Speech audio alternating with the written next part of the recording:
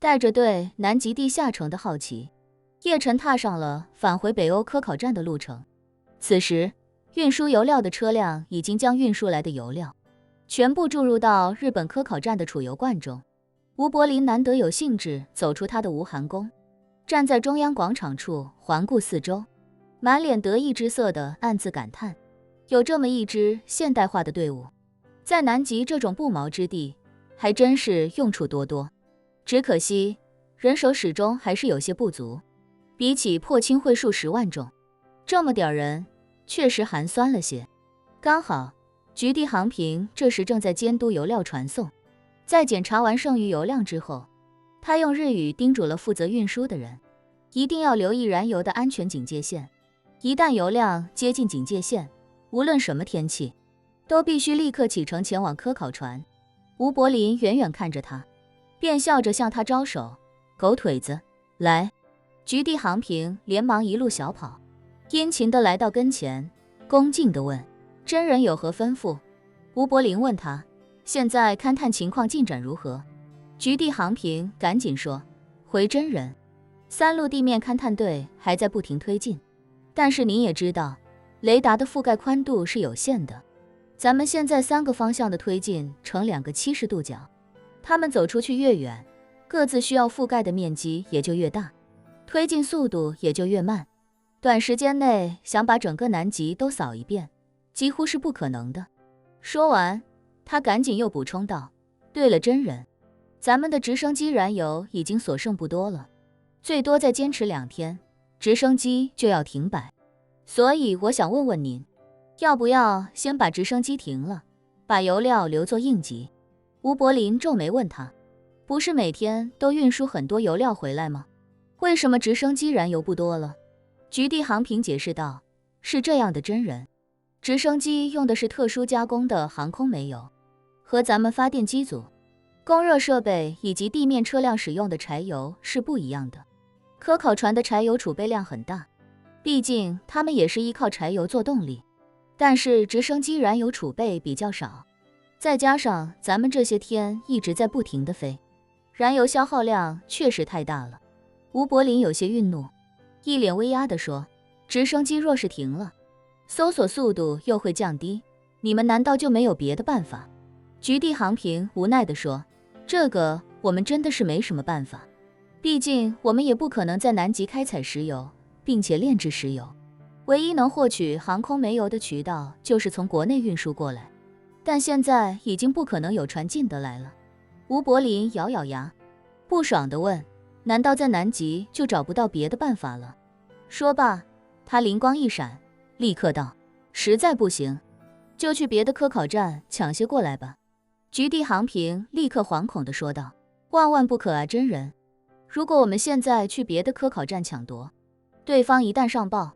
这可就是国际争端了，麻烦会很大的。吴柏林冷哼道，那又怎样？不是说他们都进不来吗？该抢就抢他娘的，等夏天一到，老子就离开这里了，管他娘的别人死活。局地航平解释道，真人说是不能进来，只是针对常规的科考队，常规科考队这时候确实进不来了，别说没设备能进来，就算有设备，科考队员自身也没那个能力。但是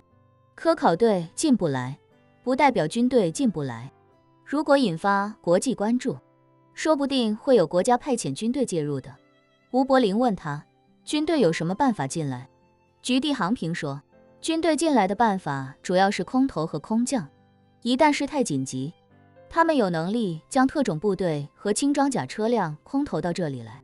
还有轰炸机能够全天候精确轰炸，更不用说那些远程打击了。他妈的，吴柏林有些郁闷，本以为自己现在就是南极洲的土皇帝了，没想到他妈的各国军队说来就能来。可是让军队给科考队送航空煤油，这可能性有点微乎其微。这样的话，直升机该停还是要停。不过这时候他忽然又冒出一个新主意，脱口说道，不能明抢，那暗夺总是可以的吧？现在哪个国家在南极的科考队员最多，物资和装备最多？告诉我，我直接把他们都控制了。不但让他们给油给物资，还能让他们一起帮我搜寻。局地航平下意识地说，您要问科考队人员最多的，那肯定是美利坚的科考队了。他们在南极洲有好几个科考站，其中最大的一个麦克默多站，冬季常驻科考队员有200人之多，那里肯定有大量的装备物资。200多人，吴柏林一时有些头大，说这人也太他妈多了，暗示也暗示不过来，没有人少一点的站吗？对吴柏林来说，心理暗示也是一种灵气消耗。上次把昭和站这大几十号人都暗示一遍，已经消耗不少灵气，真要再暗示200多人，自己的灵气怕是就所剩无几了。这要是遇到点危险怎么办？自己兜里的丹药也没几颗，补充也是个大问题。局地航平不知道他在担心什么，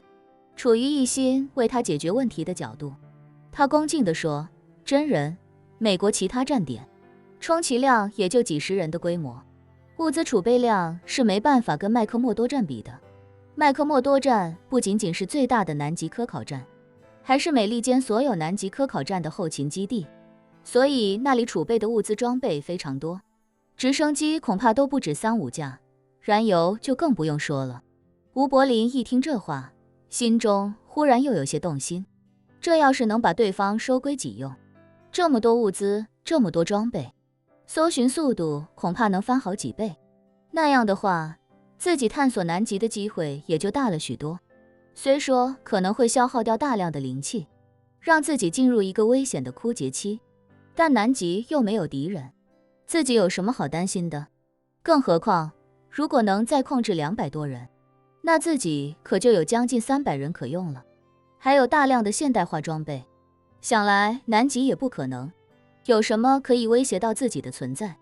既然如此，何不冒险一搏？一念至此，他立刻询问局地航平，你说的那个麦克默多站在什么地方？离这里有多远？局地航平道，距离这里直线距离大概1300多公里吧，要是开车的话，需要绕一大圈，将近3000公里。吴柏林几乎吐血，妈的，这么远！